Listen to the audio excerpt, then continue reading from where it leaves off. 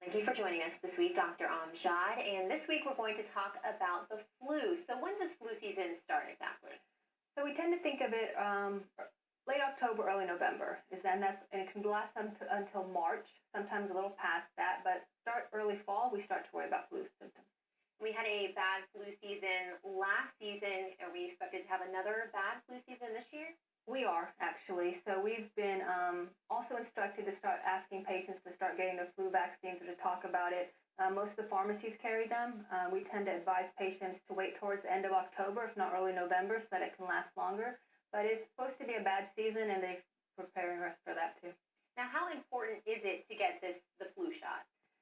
So it's not 100% effective, and like any vaccine, it can have its limitations, but it does protect you from having a worse case of the flu. We do want people at high risk to get it, especially the elderly, if you're immunocompromised, if you have other health care needs, but it can help lessen your symptoms of the flu. How else can someone keep from spreading the flu virus as well? Washing your hands is very important, and I think that's one reason we forget. We think if we get the flu vaccine, if we use the alcohol on our hands, we're protecting ourselves. You need to wash your hands with soap and water, cover your mouth if you're going to sneeze, if you're going to cough. That's the best way from spreading germs. And do you actually get the flu from the flu shot? I know a lot of people probably think that. Yeah. So no, you don't get the flu from the flu vaccine. It's a coincidence, and it does happen a lot. It happened to me when I was in training. I got sick afterwards, but it's a coincidence that happens. You cannot get the flu from the vaccine. Who should be getting the flu shot?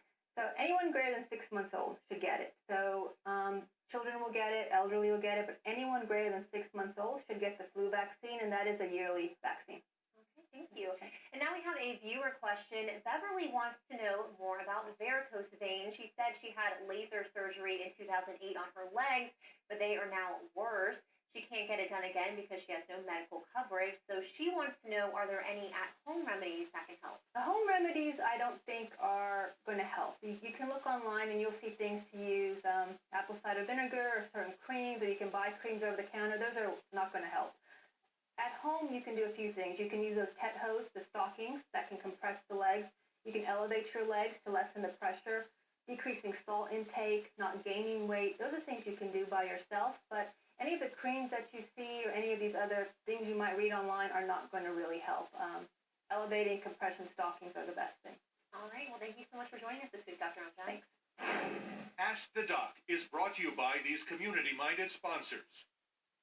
If you have questions for the doc, just send us an email at news@wvnstv.com.